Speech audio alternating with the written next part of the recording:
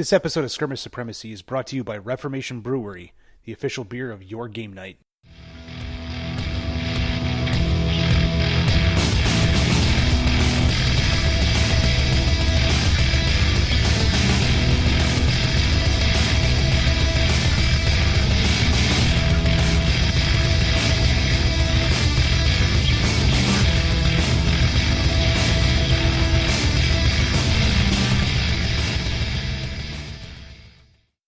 All right, folks, welcome back to Skirmish Supremacy. This is going to be episode 89 tonight. And tonight is just going to be Nick and I chatting a little bit as he's working on some models. We have a couple things that we want to cover. We're going to somewhat dub this episode Skirmish Supremacy episode 89. What really grinds my gears? Now I feel like an episode of Family Guy. There we go. Yes. I think we've hit an achievement. Yes. We've hit Family Guy level. Excellent. It's still lowbrow. All right. Well, some cool things, even though people won't be able to join in, after this episode, but I'm starting to stream on Twitch after the show because I hate sleep or something like that. Yeah, and I get up way too early in order to join in on those Twitch streams. So, are you too kidding? bad. I've been getting up at like 4 or 5 all week. I'm still up way too late. Yeah, Nick has this thing that a lot of people like to call this magical ability called insomnia. I actually used to look at people that, were like, oh, I have insomnia. I was up all night and did all this stuff. And I'm like, I wish I had insomnia and could do all that. Yeah, once you have it, it sucks. Yeah. So as much as it's cool that you're doing the whole Twitch stream and getting it out there, at the same time, I do not fucking envy you at all. I don't envy myself either. Because, then I get tired, like, just after lunchtime every day. I'm like, oh, I could go for a nap now. Yeah. So for you folks listening, we normally record on Wednesday nights at about 8 o'clock, and it runs, roughly about an hour or so. Tonight we're starting a little bit later than normal, but usually I'm in bed by about 9:30. Any later than 9:30, you'd swear I'm like a 60-year-old man, where it's like I need to start going to bed at like 8. I get up early in the morning and I need my sleep. So for me, like the moment the podcast is done, wife and I head up to bed, call it a night. Like it's just kind of the way this rolls. Really is. I mean, he's not a pleasant person on the podcast. He gets, as soon as we're done, he gets to be an unbearably unpleasant person. Yeah, if you interrupt my sleep, it's gonna go bad for you. All right. Well, so there's that. There's been the website updates that we've done. I'm trying to think if there's something else major. I mean, we've started doing the battle reports. That has been hilarious the past couple times. First, Tim and I played a game. Totally jacked it up, and then turned around and had an expert come out to play with, myself, not Tim, to help make all the corrections or whatever, and get us on the right path. And we recorded the intro great, and then there was no audio in the rest of it. None. So 0 for 2 is what we're kind of batting right now. Like our video series called The Warlords Play It Badly. So far, it's going to the point to where we can't even show it to you. It's that bad. So in order for us to actually put something out there called The Warlords Play It Badly, we actually have to play games to where you understand what the hell we're even doing in the first place. Right. So like that first one was Dust. We thought that what we were doing was 100% correct. We showed it to a couple people, and they basically wrote Nick back and said, what in the fuck are you two doing? It wasn't quite that badly, but, within, about as long as it took to do the intro, they said, hey, did you want feedback as we go through this or afterwards? Yeah, kind of hung my head and was like, yeah, just, whenever. Just rip the Band-Aid. Yeah, exactly. But the ironic part is that, the stuff that we did badly, we, it wasn't even that bad in the overall, like the complicated stuff, the stuff that, usually everyone is going to screw up, especially when you're filming it. We did right. Oh yeah. That, as far as the filming went, it was smooth. Well, not even just the filming. I just mean, even the technicalities of the gameplay. It was funny. It was funny what was and wasn't right. Yeah. When they were feeding back, they're like, "Yeah, you did all this stuff. It was really good. It was, awesome." And then they're like, "And then you did this." And it was all wrong. And it was all wrong. So one of the things we were doing, we might as well just go ahead and air that dirty laundry out there. So we played Dust 1947 for the first time, and we were using the grid system, which, to be honest with you, I like the grid system just as much as I do the tabletop system. The only difference of it is, on the grid system, Nick actually did a damn good job of making terrain that fits within the 4x4 squares. To me, that's totally cool. I like it either way it's played. But one of the things we were doing is we forgot that every round you roll for initiative, and then models have alternate activations. So we were basically rolling initiative from the beginning of the game. Whoever won is the first one to go first at the beginning of every round. They move all of their models, and then the other person moves all of their models. Yeah. Yeah. Alternating activations. Oh, and then you for most scenarios, you start the game off the board, not on it. And I even read it while we were, introing the scenario, and it didn't click to me. I don't even know if I did read that in the rules. I was just like, huh? Because it just kind of shows the entry points. We're like, oh yeah, we set up anywhere in here. It's cool. Yeah, but that's also one of those things that, in most games you don't do. You don't basically start in oncoming reserves with everything. Right. To use the, Warhammer equivalent. So, it threw me for a loop, but all better now. Actually, past that, I don't think we got, as far as the combat goes, I don't think we got too much wrong, did we? No. With the combat and all that was what I was saying. A lot of the more challenging things like suppression and the combat we did, reasonably well. About the only thing in there that I got some feedback on was, we really knew it. We had actually discussed it, but with the close combat, you should have, or you could have shot me first on your turn before going into close combat attacks. Right. And we had actually discussed that beforehand, and I was like, that's interesting. I mean, I was like, I could understand it, but it's different. And then you just went ahead and sicked your hyena on me. So yeah, the hyena's boss. So I was playing the Axis, which I used to play Dust back when Fantasy Flight Games had it. So there's a lot that has changed on it. I mean, obviously fundamentally there's still a lot that's the same.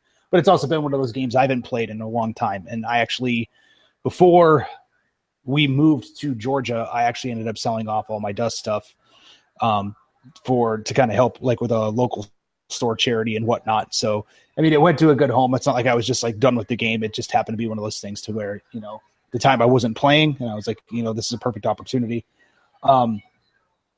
So I got back into the Axis because, monkeys is the big reason why. So I know that if you guys listen to our Dust episode, I am a huge fan of Marcus and the new Goliath coming out that actually leads the Luftwaffe, and he is basically a giant robot monkey that punches planes out of the air. Yay, I don't know what more you want. Monkey. So I mean, that's actually pretty badass. I couldn't see needing anything further. Right, and then of course there are the standard apes, which all have power fists and now can so when the game first came out, they were designed to be able to rip apart vehicles. They weren't the hottest at it, so a lot of people never used them. Now, however, they are dangerous on any type of any type of armored vehicle. They are dangerous. Now, that doesn't mean that they're slouches against foot troops. However, no matter what, it doesn't matter. All the way up to armor, 7, I think is a cap. They are rolling 2 dice, 3 damage per hit. Nice. A lot like my Rocket Fist guys, the Assault Rangers. Yes. Yeah, they can also do something similar to that. Which is it's really cool. I like it. Or I like that ability at least. Yeah, so I still got some stuff to flesh out in the army. Like I'm a big fan. Like when I got into the Axis in the first place, I was always a big fan of the Blood Crews, which are kind of the, Hitler's dead. Now, basically, the Axis has kind of become their own power. They've kind of gone off from like, yeah, you know what? We're not going to kill the Jews anymore. That's no longer our thing. And it's more along the lines of we're just going to really focus down on like learning this V technology. And they were using it for like some weird stuff. So like the Blood Crews are kind of your mad scientists. So like if you're a fan of Hellboy, like the first one, I think in the first one actually it was World War I. It might have been, but either way, it was it? World War II. Okay, so it was still the Nazis. So think just like the original Hellboy movie, and if you read the comic books, I mean the Nazis did the same thing, where basically they had their secret department that started working with like otherworldly technologies and magic and things like that. That's kind of what the Blood Crews are. So the idea that they like gas these apes, and it's very much like a Planet of the Apes feel. They gas these apes and put them through all these like different rigorous testing. If the apes survive, they have human level intelligence. So they're all kind of Gorilla Grodd without the psychic powers.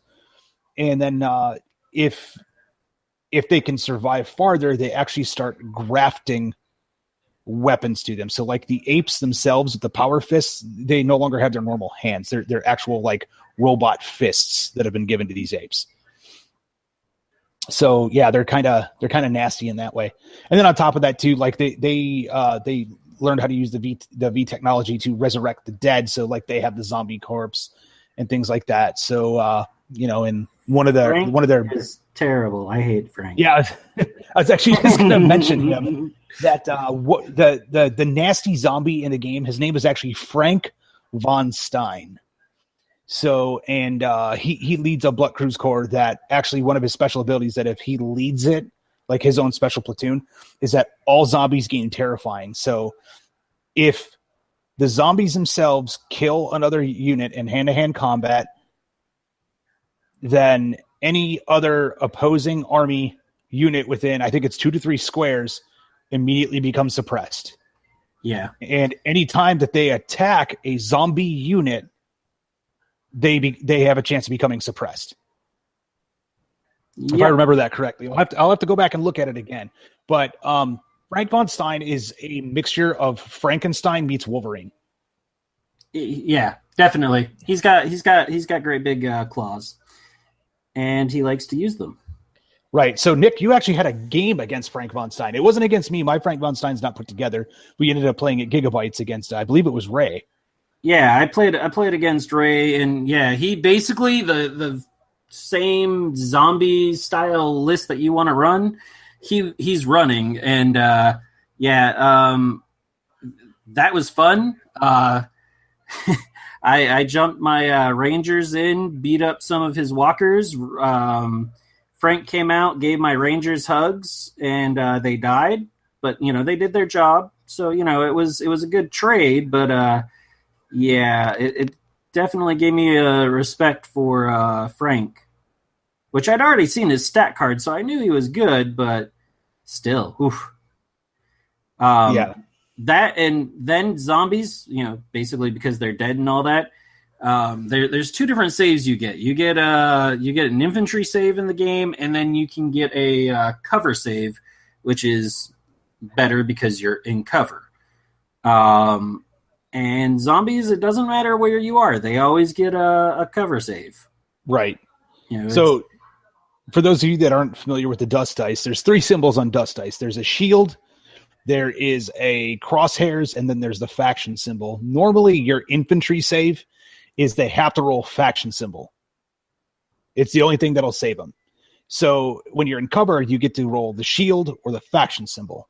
Zombies always have that ability. So no matter what, they're always treated like they're in cover. Yeah, that's quite handy when you hit them with mortars and stuff like that. Then they're like, oh, yeah, it doesn't matter that I'm standing in the open. Yeah. Cover save. So 2/3 of their dice are saves as far as zombies are concerned. Yeah, that's basically exactly what it equals out to. It sucks. But so we've got actually this weekend we've got dust demos. I'm supposed to be helping Jim, who is filming some battle reports with me on Friday. I'm supposed to be helping him run these demos as well, or additionally over the weekend. So we've got that coming up. That'll be fun. And then at the end of October, we've got Dust Day, which is Gregor and Alicia from Dust USA are coming out, and we're going to have a whole day filled full of dust at Gigabytes Cafe in Marietta, Georgia. Yes. So in which case, in order to bust his balls, I'm going to be buying him some cheesecake. You want to drag me into that? Well, I did say it beforehand. So yes. anyone who's been following this is part of the Grinds My Gear segment. It is, and it's actually it's been a little bit of a soul searching past few days as well. So on I think it was Saturday, they revealed some of the upcoming Japanese faction. And they've already given some hints and all that, but they released some brand new. They actually showed off the models for what is now known as Imperial Naval Cadets, yes. And it's basically Sailor Moon and her little friends. In their schoolgirl outfits. Yeah, in schoolgirl outfits, not naval cadet outfits, but schoolgirl outfits with katanas, and they. So, do they look badass? Yes. Do they also irk me? Yes, because they're in the more stereotypical Japanese schoolgirl uniforms, not a true uniform, and it really is bothering me. And I like I said, I have I've had to do a little soul searching on it, because the first Dust faction I bought is actually the Mercs, which is kind of a cheesy faction at the moment, because it is all supposed to be kind of babes. Now pinup babes at that. Yeah, pinup babes. Granted, the starter set isn't really as pinup. The starter set, which is what I have bought, is they're wearing damn near what anyone who's served in the military and gone overseas and seen contractors are wearing. They're except for they're wearing kind of like cargo khaki pants that are baggy fatigue style pants. They're tough and all that.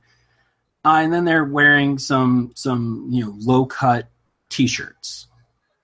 So it's not terrible, but as a scoop neck is what I was thinking. As a scoop neck shirt, it shows off a lot of cleavage. But it's it's not the pinup style. But you look more into the range, and it goes over that edge. There's a lot of just straight cheesy trying to be just pinup girls and all that. And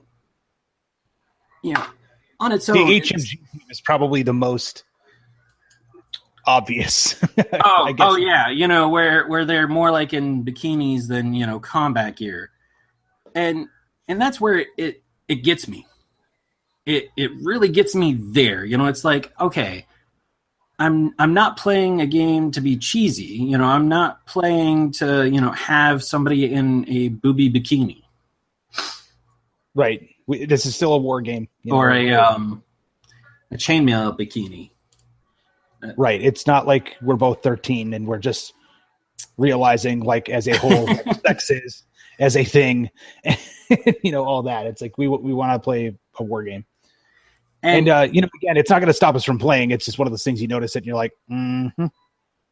Yeah, it really did irk me. So, it irked me to the point where actually I talked to Alicia late at night, I won't admit that I may or may not have drank large quantities of alcohol before I did, and you did. Basically, Totally did. Basically got the equivalent of I guess I'd almost say triggered. I also found out that I possibly sent Paulo a message as well, saying, come on, dude, what's up with this? And Alicia came back, because Alicia was on the podcast a while back, and she was actually talking about being a little bit tired of most women represented in games have to be are made to be sexy. And I agree with that. Actually, when I first started playing Frostgrave, I mean, this was when it first came out.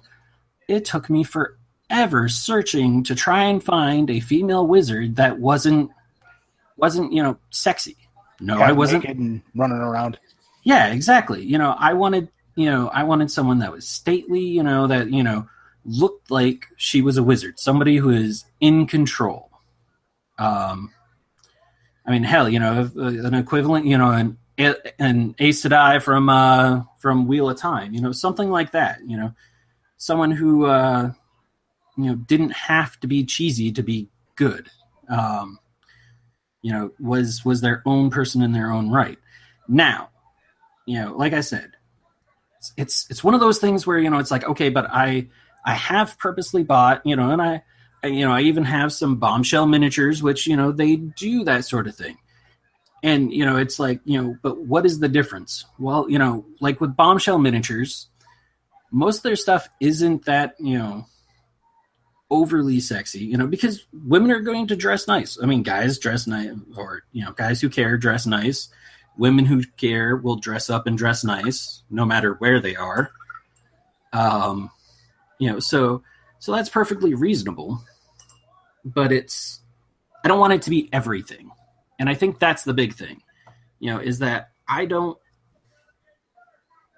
want it to be everything that I do. And, that's actually why I've started focusing more on my allies than anything. It's like, okay, the mercs are cool. And, I kind of wanted to play the mercs, but, there's too much cheesecake, as you said, at the start of this. There's just a little too much for me. It's like, guys, you're just, a little too far. You've got, people that are, in clothes or, are putting their clothes on while they're supposedly fighting.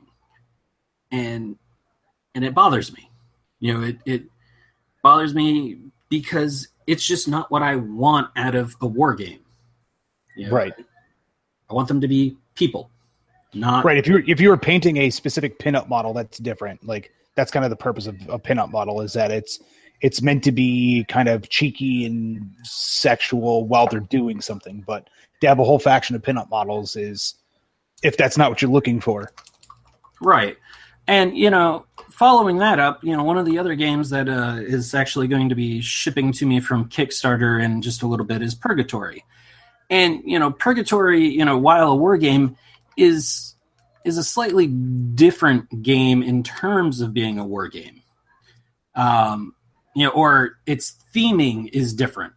You're going from like, Dust, which is supposed to be a gritty World War II Weird War style game, into one that is just full of pop culture and, older culture and stuff like that completely conflict with each other. And actually, to follow that one up, if you look at, because they're sitting in front of me, actually, Wild in the Streets miniatures, you have the Murder Call girls, which are all dressed, in skimpy clothes and all that.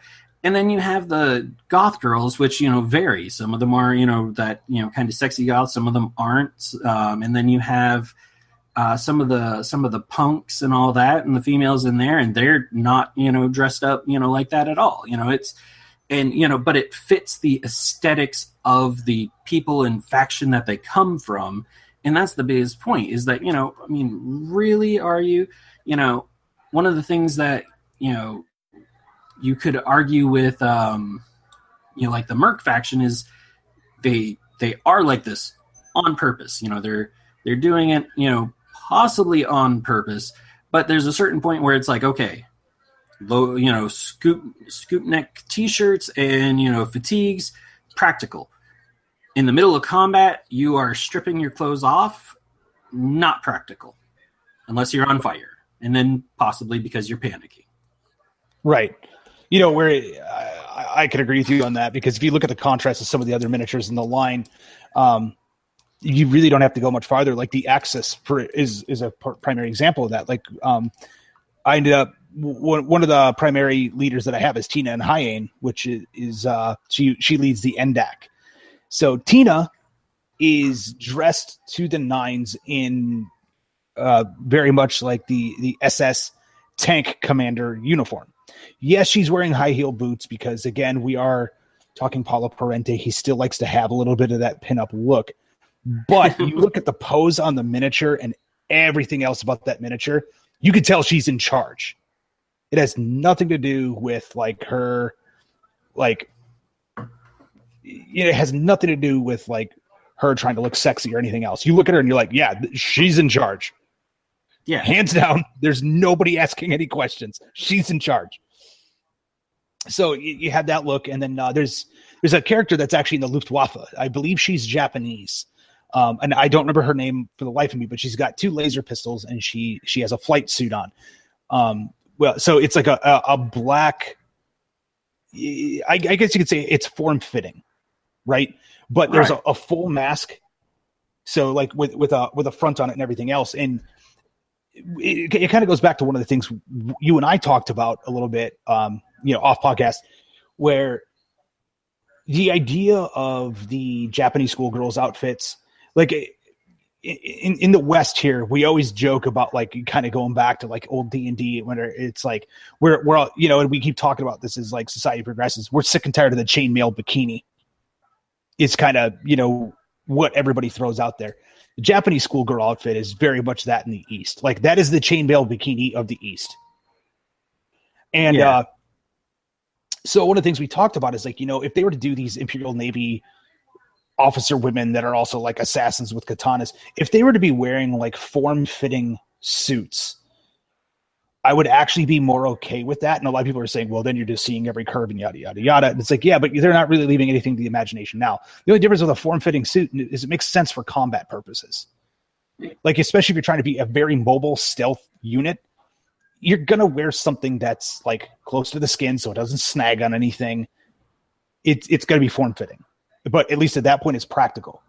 And so it's kind of the same thing with this Luftwaffe model, where she's wearing a form-fitting suit because she's meant to be very agile, airborne in a jetpack, shooting planes out of the air. So to me, yes, you look at that model, and yes, she's got curves, and she's got lady bits, and whatever else you want to say about it. But it makes sense. Right. I can look at that and go, yeah, that makes sense. And that's one of the big things, is that, it makes sense. Japanese schoolgirl outfit, not practical. You're not going to, the only place that would make sense is if you are, you're an assassin or something like that. That's where, it might make sense, in a game environment or something like that. You play a samurai game and you have a, geisha girl, makes sense. That's an assassin. Just as much as the person in a form-fitting, ninja outfit makes sense. And that's the biggest thing, is that it takes that little bit of, being in the game, what's the word I'm trying to think of? I can't think of the word all of a sudden, but just that, I'm playing this game, I'm in the immersion of being in that game, being in that world, it just takes a little bit of that away. And, it sucks, as I look at my table and all the stuff that I've been working on, there's a couple of units. There's a Machete Mac here, which I posted on Facebook when I painted him up, and total beefcake. And he's wearing just an A shirt. He's wearing an A shirt and then his trousers and a helmet. really not entirely practical, but at the same time, you could see somebody who's a hero, doing something like that, throwing off his other shirt and, going commando. And, they kind of reflect that in all his stuff too. He only has a pistol and his 2 machetes. So, he's just charging in. That's all he's doing. Then you have another unit, and actually there's 2 variances of them. But these are, there's the Steel Marines, and then there's the Foreign Legion Desert Scorpion guys. They're actually basically the same model with different hats on. And these guys are wearing this big bulky armor suit, but then they're not wearing armor on their arms. Which is kind of funny, especially since, on one arm, at least 2 out of the 3 in the unit are carrying flamethrowers. And they've got the tanks strapped right to the bottom of their arm. It's always kind of funny, it's, and some of that is, you've got to have the, kind of hero or, something that makes them different. Not everyone's going to be, a Space Marine in the same set of armor as the guy next to him. There's somebody, and even with Space Marines, you always got that stupid Space Marine that, is like, I'm just not going to wear a helmet because I'm a Space Marine. Not only that, but you're a sergeant. Like, you're the one leading this force. Why are you the one not wearing a damn helmet? What is wrong with you? Exactly. So, there is, space in the game to do things that, are more, visually appealing. Don't go for that, factor all the way so that, and Infinity has been so guilty of this. Especially the Caledonians, at least in the original starter. Or maybe not even the original starter, but the last one, the one just before the one they released here, the Caledonian Volunteers. All those miniatures. Or all the females in that set, the guys are wearing just regular kilts. The girls are wearing kilts that, didn't cover anything. And then they're, bent over all provocatively and all that. And, it just was like, no, I don't want to paint something like that. Now they're wearing, a form-fitting pair of pants, and the guys are wearing, the kilt still. Actually, I think some of the guys have kind of short kilts. Kilts are supposed to be a certain length, and I don't know. They're pushing it. Yeah. It's funny. We talk about this, and then there's people that have been shitting all over the new Star Wars game because they say that they're underrepresented for women. And I remember like a bunch of people from Fantasy Flight were very much like, they're in Stormtrooper armor. How do you know what sex they are underneath? And like even the rebels, right? They are wearing like kind of typical military fatigues. Now there are a few that you can clearly tell are women because they have like the long flowing hair and like there's a little bit more to their form that you could tell that just by looking at them they're female. But the rest of them, it's like there's nothing stopping you from saying like these 6-7 models over here are women. Like if you look at typical combat fatigues without you like really sitting there and just studying a person, there's almost no difference. Except for, like again, if you were to sit there and just stare at them to figure out, it's like, am I looking at a male or a female soldier in full fatigues and gear? Well, all right. I'm glad you clarified because I've been in uniform. I spent plenty of time in uniform. You can definitely tell a male and female apart in uniform. But once you turn around and I'm talking full combat fatigue. Yeah, you start talking about full battle rattle, and once you put that vest on, no, you're not telling right away that it's male or female because that vest itself is pretty damn stiff, and then you put 2 plates in it, and ain't anything that's going to be form fitting about that damn thing. Right, exactly. Like by the time that you completely kit up, There's no way to tell. And that was kind of the big thing that Star Wars was talking about, is that, or, Fantasy Flight, as far as Star Wars goes, it's like these people are all kitted for combat. Like, you can make them whatever you want. Like, it's fine. And then, like, the Stormtroopers is probably the big one where people are like, well, Stormtroopers, even if you leave out the canon of the fact that basically Jango Fett was like the original person that the Stormtroopers, that he was the clone subject for the Stormtroopers, and all Stormtroopers are clones of him, and so technically all Stormtroopers are male, and by that extension, all Stormtroopers are also Maori. So it's from New Zealand. So you could do all that, but as the Empire grew, there was female Stormtroopers.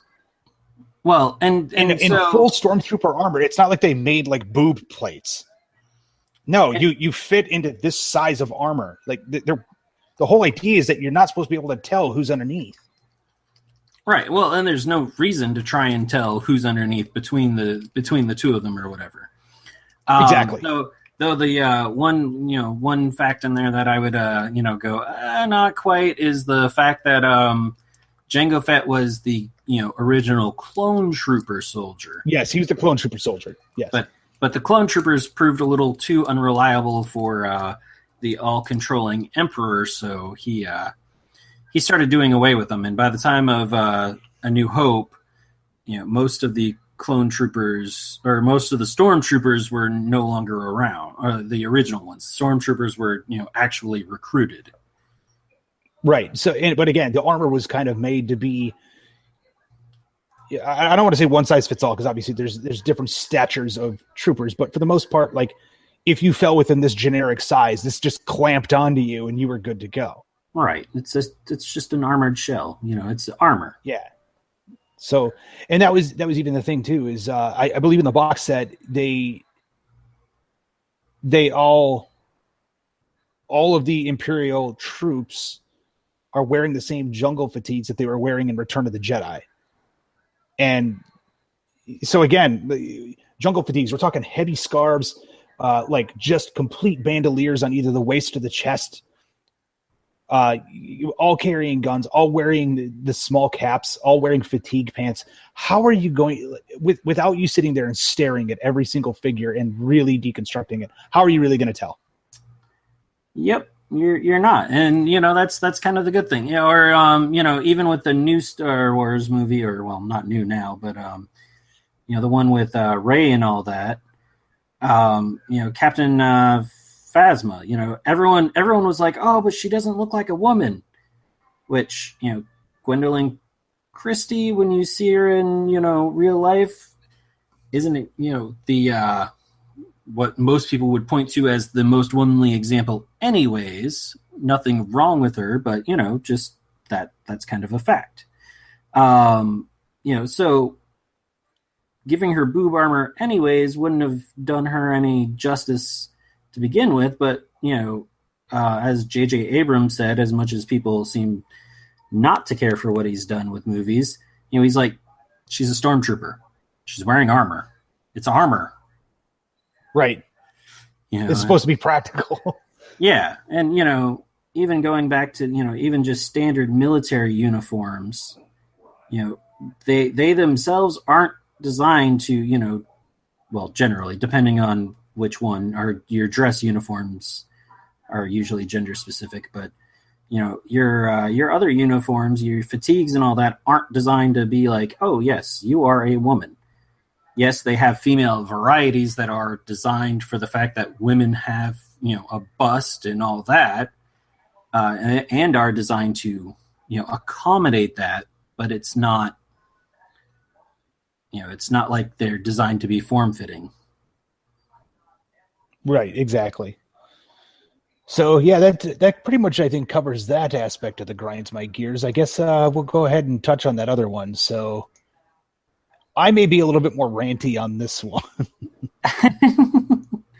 Yeah, I mean, you definitely might. Yeah, so fair warning, folks. This might get a little harsh and judgy, but bear with me on this. I do have good points for what I'm making, and if you disagree with me, please, leave comments on our Facebook page or so, reach out to us after this podcast airs, come Monday. But one of the big things that my biggest grinds my gears, since we're going to keep going with that theme, is when people get into a brand new miniatures game, right? And the game itself is not miniatures agnostic, as in this company is a miniatures company. They're not a rules company. Okay. So it's the big difference between what Games Workshop does for games and what Osprey does for games. Osprey is miniatures agnostic. Osprey encourages you. Now, yes, they have stuff that they do officially through North Star and whatnot, but they have never once said that these are the models for the game. They don't care. You use what you want. They state it everywhere, every single book. It doesn't matter if it's Frostgrave, Gaslands, Scrappers, whatever. There is no such thing typically as an official model. There's just not. So they encourage you to use older miniatures, pieces from your collection that you already have. Yada, yada, yada. You see where I'm going with this. Where Games Workshop, if you were playing Warhammer 40K, you should have a 40K army. Okay? Your fantasy orcs from some other company out there are not going to cut it as a 40K army. Because, again, they are a miniatures company. They want you buying the miniatures. Yes, they have rules for what they're doing, but the bread and butter at the end of the day is the miniatures. It's something that I've mentioned a couple times. You guys have listened to a couple of podcasts where I've been on for Kings of War and whatnot, and I keep saying that I am a total corporate dickbag when it comes time to this, but I still stand true to it, right? If you got into Kings of War by Mantic, if they have, let's say, 80% of that range out in miniatures, to say that you as a consumer are actively supporting Mantic, you better damn sure be buying a Kings of War army. Okay? So that doesn't mean going out and buying a bunch of bones or, plastic army men or My Little Pony and throwing them on a base and saying that you're done, right? Now, keep in mind, if you want to do that as a fun side project, cool. But when it comes time to, if you were to tell me that was your ogre army, and I know that the ogres are out for Kings of War and 80% of that is out, I would be pissed. Plain and simple. So when you're looking at things like that, it comes down to supporting the company. So in this case, Mantic is a miniatures company. You need to support them by buying their models. This goes for a lot of other companies that we've talked to as well. If you are going to, so the other thing of it is too, especially if they are a newer company, right? They need that revenue. Okay. They need you to be buying their models to represent their game. They're new to the space. They want people to know what their models are. They want people to know that these models are attached to these rules, and therefore this is all the identity of our game. Right? So if you are going to actively go out and buy the rule book and then basically say, nah, fuck you, I'm not going to use your miniatures, I'm going to have a problem with you. I'm going to have a serious problem with that. Because basically at that point, what you're telling the company is you're not fucking important enough for me to even give a shit. But I'm still going to go onto your Facebook page. I'm going to post a bunch of shit. And I'm just going to basically in front of the company that I say I'm quote unquote supporting, and I'm using big quotes there, you're crapping all over them. So yes, I am not a fan of that. Now, there are some caveats to that. For example, if a unit is not out yet and you need to proxy it in the meantime, I can't think of anybody out there that's going to have a problem with that. Okay, even the company itself. If the army's not out yet or there's models that are not out yet, that's fine. If you are still undecided as to whether or not you're going to buy that unit, that's fine. I don't think your opponents would ever have a problem with that. You're like, hey guys, you know what? This unit just came out. I'm not sure if I'm going to buy them yet. I kind of want to see how they're going to work. Most people are going to be okay with that. But then for you to turn around and make your whole army of not the company's models, I have a huge issue with that, especially if it's a newer, smaller company that those models and the rules are all tied into their identity. Yeah. It's a definite thing. And, you and I have actually, you and I have kind of disagreed on the Kings of War thing, because the Kings of War does go, you know what? You can use whatever you want. You're totally allowed to use whatever you want in any game format that, we put out. And granted, there are people that will stretch that beyond even, the bounds of, kind of the reasonably even amusing and show up to tournaments and stuff like that. And that kind of falls back on, when you're using like the cardboard standees or something like that for all of your units, and that just is kind of the, ruining of the immersion. That's the, nebulous immersion factor that I mentioned earlier. It's just not nearly as fun as a painted army. And we've even had that conversation before. You don't have to paint your army if you don't want to or you don't like to. Right. But there may be people that don't want to play with you, or, it's just not nearly as fun. And it really will never be as fun for you as if that army is painted and just looks amazing against the other army across the table with great looking terrain. I mean, everything. And, that was like the thing with, Dust, but that's, a terrain kick, on that and, stuff like that. This is, using, not the game models. And more importantly than even not using the game models is publicly stating that you have no intention because you have too much other stuff. I live somewhere small and I have too many other games and I am never going to buy your stuff because I don't even want to try to fit this in. Right. This is the same as going to a car dealership, taking cars for test drives and drinking their coffee and never actually buying anything. But you do it day in and day out. And you have no intention of buying that car. And it's actually even worse than that. It's somehow convincing them to let you drive that car around to run all your errands, drink all their coffee, and then leave. Yeah. Exactly. Or you want to use paper cutouts for something that's already there.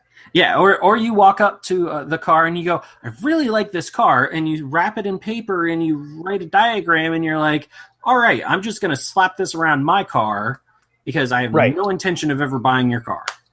It's a sham. It's just, especially for a smaller company, it's shitty.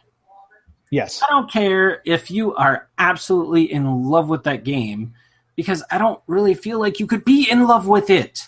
You couldn't have a true love and appreciation for the game if you're going to not own the stuff for it, especially if the stuff is good. And that'll, drag me back to the Mantic thing. Mantic fantasy dwarves, at least the ones that I had, were the worst things in the world. And I went and bought the Mantic dwarves, even though I still like the GW dwarves a whole lot more. I went and bought the Mantic dwarves to support the company, and then that alone almost just drove me away from playing Kings of War. Was trying to assemble those stupid frickin' dwarves. Worse than resin. So, there are things where, it's, Kings of War, like I said, like I was saying before, you and I have gone back and forth on that one. Kings of War, offers it out to itself, or Mantic with Kings of War, lends itself out, and until they change their policy, I won't ever truly fault somebody for coming with not that army. But when they have provided everything you need for the game and you just say, no, I'm just not going to buy it. Another one, and the thing that really kind of irks me is the person's actually local. And they were complaining with Relicplate that the starter set's $100. And they're like, I just don't, $100 is a lot of money. I'm like, it's a 2-player starter set. It's got the rule book. It's got tokens. It's got, measuring gauges. It's got all the cards you need. It's got all the cards you need. It's got enough miniatures to play to not just starter armies, but full 100 points, which, for Relicplate isn't a lot. That's 4 to 5 models aside, for the most part. So it's not a lot, but it's also not a, it's not like just that little taste that you might get out of other starters where you're really, you really can't go and play somebody with the starter box because it's only half of what you need. Right, exactly. And so, it irks me when it's like, oh, but it's too expensive and it's, in those cases, it's not that it's too expensive it's not that it's too expensive. It's that you don't value it enough. You want to play it, but you don't value it enough to buy it. Now, in certain cases, maybe you don't want the 2-player starter set, so you don't want, maybe you don't want that faction of the 2-player starter set. And if they don't have any other starter sets, then yes, that is, the entry price is a little bit, expensive, even though it's actually a discount off buying the miniatures individually, things like that. Right. Okay, yeah, I can see you going, that's pricey. I want the rule book. I want to get the tokens. I want to get these things, but I don't want these things in it. What can you do for me there? And, if the company isn't willing to work with you in a case like that, then, that's the company hurting itself, because then all they have to do is, come out with a product that tailors it. And yes, I know some of that costs money and, is harder to organize. But when you're kind of online sales, and actually it's one of the things I like from like Firelock Games, when they ship you something, when you buy it online, they don't try and put it in all the fancy packaging and all that. They just, they carefully package it in the box and ship it to you. Right. But it's just in baggies and stuff like that. There's, and it makes perfect sense. It cuts down on shipping costs. It, I already know what I bought. I don't need the fancy packaging to get me to buy it. Though their new boxes compared to what we got at Adepticon, I really do like, mass improvement. However, but for me personally, now that we've been playing the game for a while, I wouldn't give a shit if Mike and Alex sent us stuff in a small plastic baggie when new stuff comes out. To me, it's fine. I know what it is that I got.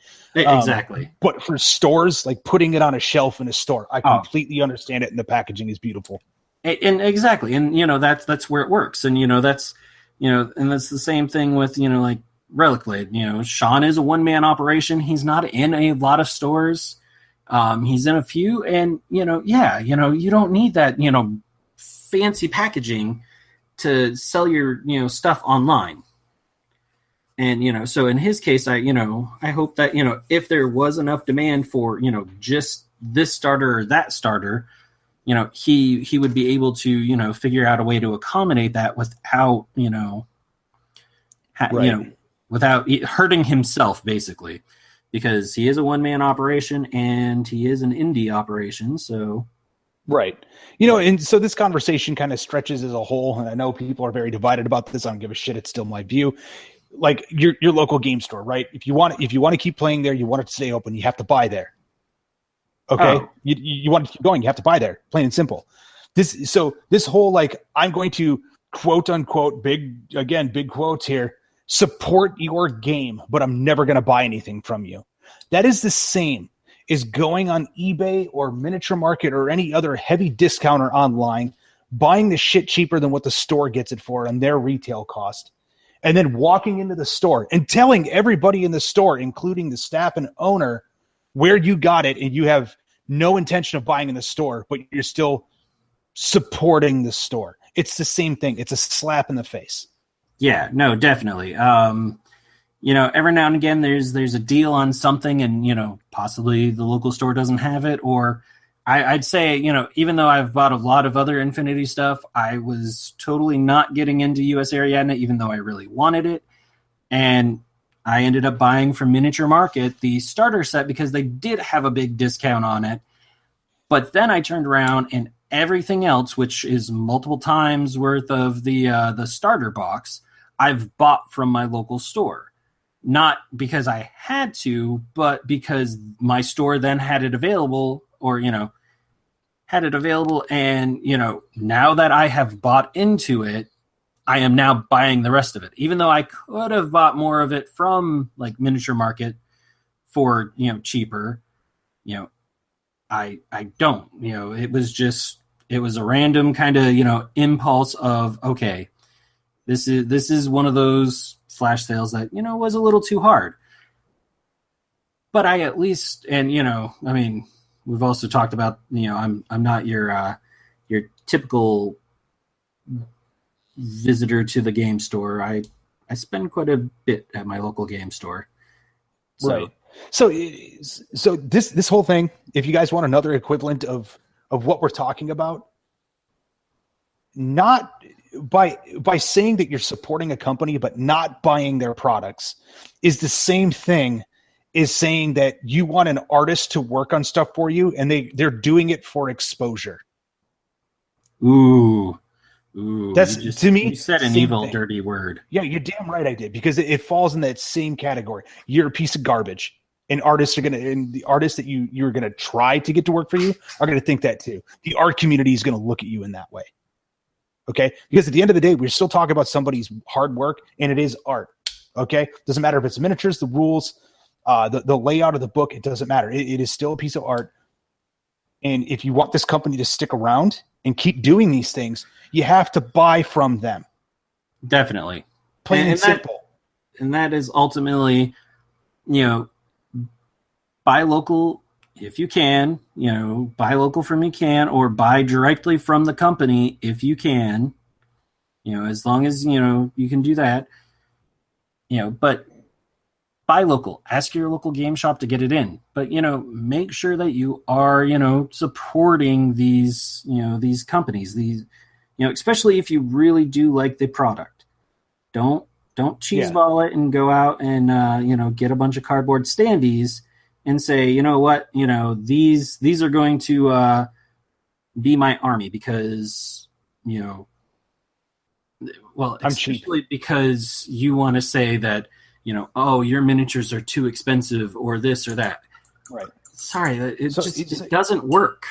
Right. So keep in mind, folks, like, again, this is not sitting here shitting on people that have less money or more money or anything else.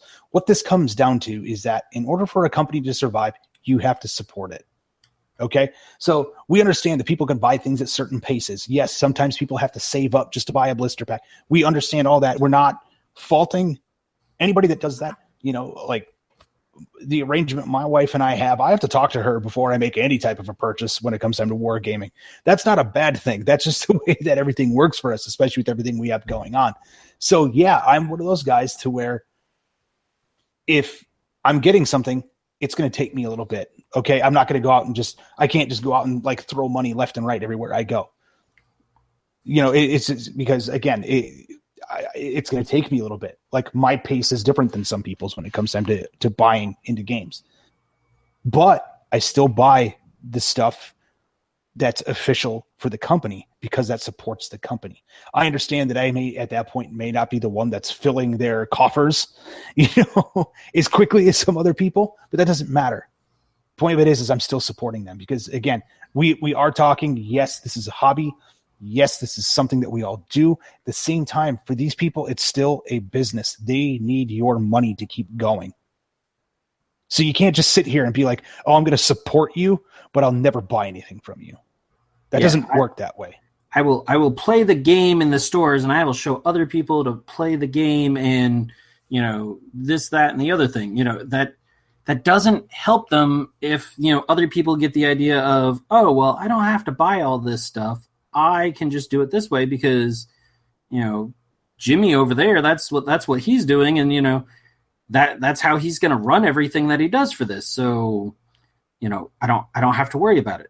Yep, that means that company goes out of business, and then you wonder where the new rules are, or who's going to fix the rules, or this or that. And right, exactly. It doesn't work.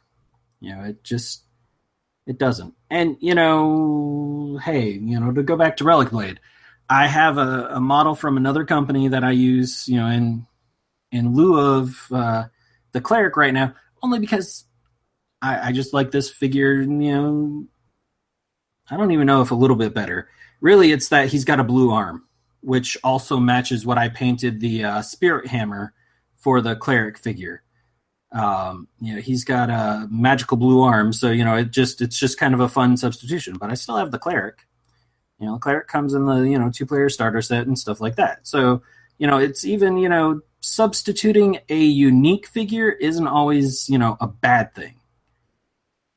Right, exactly. It's if there's a custom conversion or, even to go to, 40K, there's all those other things out there that look really cool. All the other thing, Cromlech, Skyboard, Victoria Miniatures.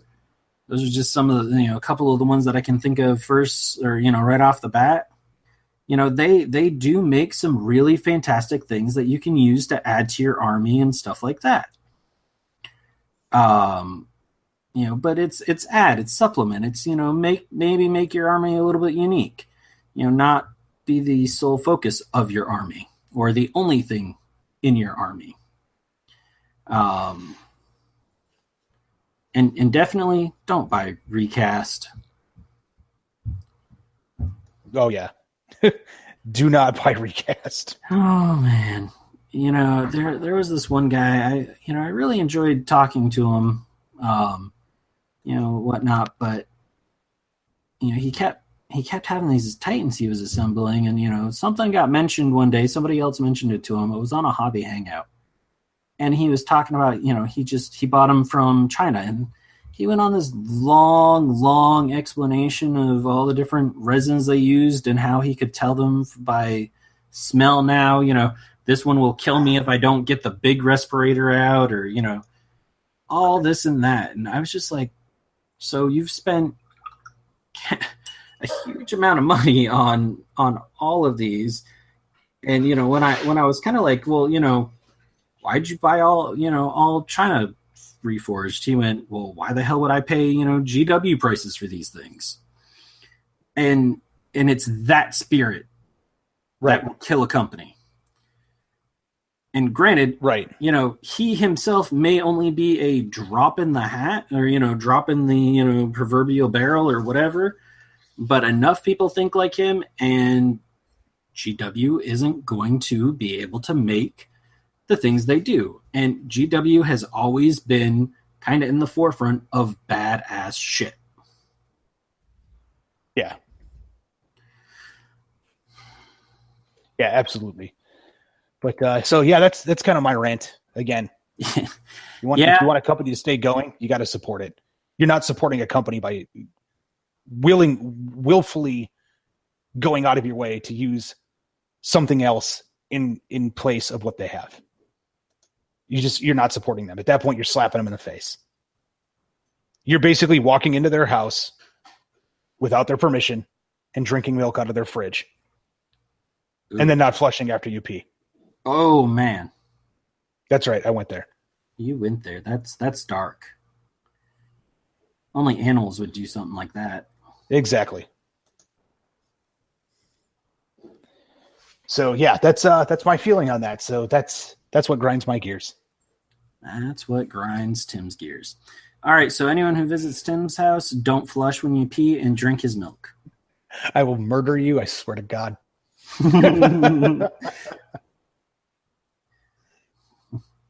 Yes.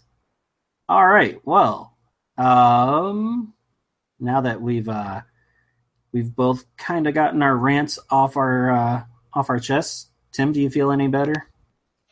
I do. So that's that kind of covers everything that we kind of want to talk about tonight. The whole grinds my gears. Again, folks, look forward to some upcoming segments. Nick is going to be doing his live stream painting. And then on top of that, I've actually got some new segments that I've got coming out. They'll be going for probably 12 weeks or so, depending what's going on. Obviously, a lot of you know that I'm a big fan of a game called The Witchborn. To me, it's like probably right now out there, it is the best hybrid of an RPG miniatures game. We actually played it at Adepticon. Unfortunately, we didn't get a chance to film it. So unfortunately, all we got were some Instagram pics of me getting my ass beaten by one old lady that was a Witchborn. But it was it's a great fun game. There's a lot of strategy to it, so we're kind of approaching the whole series as like if you were to get a strategy guide for like some of your highly tactical Japanese RPGs, where it's like this is the optimal kit out for this character, and this is how you go about doing all this. We're kind of taking that same approach with this. So like today, I just before the podcast ended up filming with Corey, the creator, the basics. Where if it does not matter which one of the war clans you choose, this is the basics that you should kind of follow and keep in mind when you're building a Witchborn war clan. And then from there, we're going to be going into the different factions. The next episode will actually be the dwarves, then the elves, and so on and so on. And then we'll be going into some more advanced tactica for it as well. So look forward to those. I've actually got to go through and finish giving my my beardless dwarves their moss beards, so that they don't look quite so funny next time they go play. Yeah. So thanks for leaving me hanging there. Yeah, no problem. I was just thinking, it's like, wait, why were they moss beards? Oh yeah, that's right, because you apparently you want to carve the pelts off my wolven in order to make your own beards. No, it's because the wolven are evil and cause their beards to fall off. I mean, they may be cute and all that, but something bad happened to them, and they're pissed. See, look at that. That's a pissed face. See? Look at it. Look at it. All right. Awesome. All right, folks. Well, that's going to wrap up this episode of Skirmish Supremacy. We will see you next time. Bye! Thanks for listening to another episode of Skirmish Supremacy. To see more of the antics that Nick and I do, you can check us out on Facebook at Skirmish Supremacy. We also have Twitter, which we can be reached at Skirmish Supreme, because apparently Skirmish Supremacy does not fit in Twitter. And if you want to email us directly, you can reach us at tim@skirmishsupremacy.com or nick@skirmishsupremacy.com. Thanks for listening.